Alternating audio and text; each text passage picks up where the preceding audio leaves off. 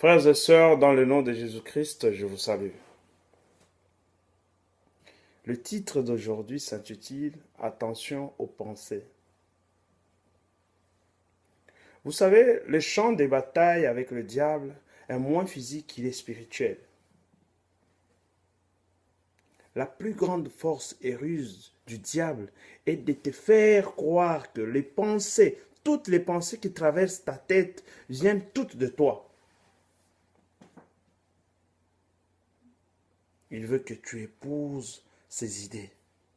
Tu t'accordes avec lui pour ta destruction, pour ta propre destruction. Le diable a besoin de ton aide, de ta permission pour t'anéantir. Il en a fait de même avec plusieurs personnages de la Bible, à commencer par Ève. Le diable ne peut pas agir dans notre vie en tant que chrétien sans que nous ne lui donnions notre approbation. Sans que nous ne donnions notre oui, là, il ne peut pas agir. Il ne peut pas faire quoi que ce soit. Bon, bien sûr, il y a des cas exceptionnels, comme le cas de Job. C'est un cas exceptionnel. Si nous lisons bien dans Genèse 3, 1 à 6, la Bible nous montre que le diable, à travers le serpent, a challengé les croyances d'Ève. Il a su mettre le doute dans les pensées d'Ève et a finalement amené Ève à s'accorder avec lui. C'est parce que Ève s'est accordée avec le père de la rébellion qu'elle y a cédé. Ce n'est pas le diable qui a dit à Ève que l'arbre était bon à manger et beau à la vue. Ce n'est pas lui qui a dit ça. Il s'est accordé. Il a commencé à voir les choses comme le diable voulait. C'est Ève qui a fini par réaliser, par le réaliser plutôt, car elle avait accepté les pensées que le diable lui avait proposées. Ève a fini par trouver que les fruits étaient précieux pour ouvrir l'intelligence, comme le diable lui avait suggéré, et non producteur de la mort, comme Dieu l'avait averti.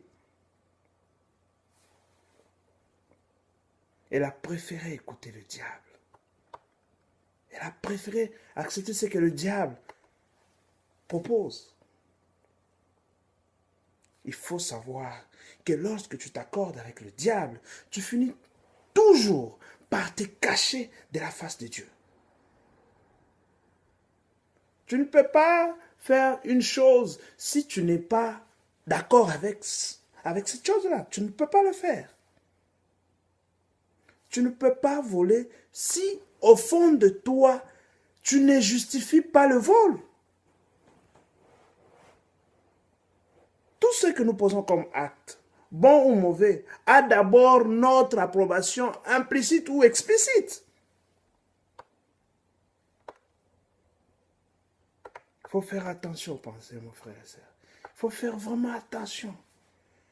Lorsqu'une personne décide de se suicider, c'est parce que la personne est d'accord que seule la mort mettra fin à ce qu'elle traverse, ou que la mort est la seule et unique solution à ce problème.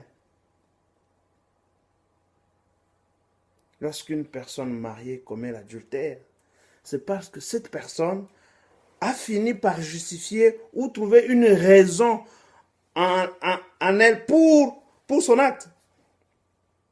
Cette personne adultère finit par croire que tromper son partenaire n'est pas si méchant que ça. C'est le comportement de son partenaire peut-être qui l'a amené, qui l'a poussé à de tels actes. Il justifie ça comme ça. Mon frère, ma soeur, analyse bien ton comportement et tu verras que tout ce que tu as fait des mauvais ce temps-ci, c'est parce que quelque part dans ta tête, tu as trouvé une bonne raison ou une bonne excuse qui soutient ou justifie ton acte. Si tu as menti, c'est parce que tu as dû te convaincre que dire la vérité serait plutôt douloureux ou honteux, n'est-ce pas? Il n'y a pas 36 000 solutions.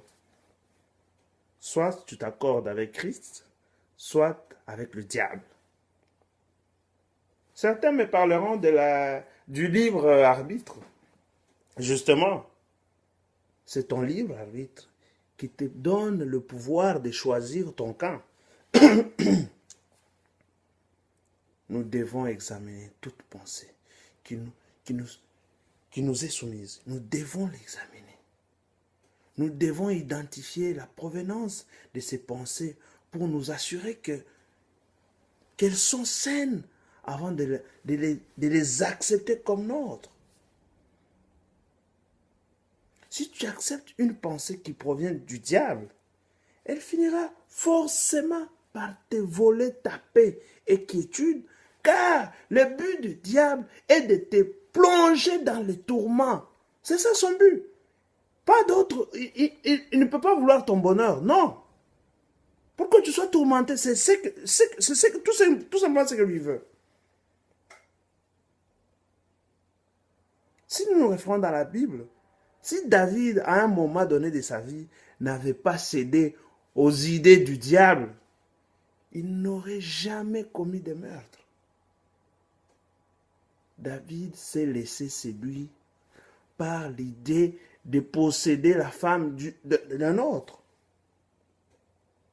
S'il n'avait pas entretenu les idées qui lui sont venues après qu'il ait vu cette femme toute nue, il n'aurait pas comploté pour faire assassiner le mari de cette femme. Ouais, comment le diable est malin. Si tu arrives à identifier la provenance d'une pensée, tu sauras s'il faut ou non l'entretenir, car tu mangeras certainement du fruit de l'arbre qu'a produit ta semence. Fais attention aux pensées auxquelles tu donnes ton approbation, car tel est un homme, pense tel qu'il est. Si tu penses que ta vie est inutile, tu finiras par te sentir inutile et voudras certainement mettre fin à ta vie. La Bible dit, résistez au diable et il fuira loin de toi. Comme dans Jacques 4, 7, je pense. Mais à une seule condition, à condition que tu te soumets à Dieu premièrement.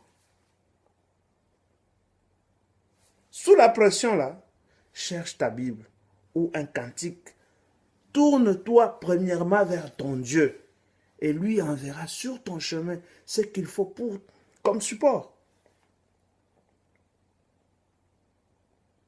De toute façon, la Bible nous dit que nous ne serons pas éprouvés au-delà de nos forces. Alors, pourquoi penses-tu ne pas pouvoir y arriver? Fais attention à tes pensées, mon frère. Fais attention à tes pensées, ma soeur.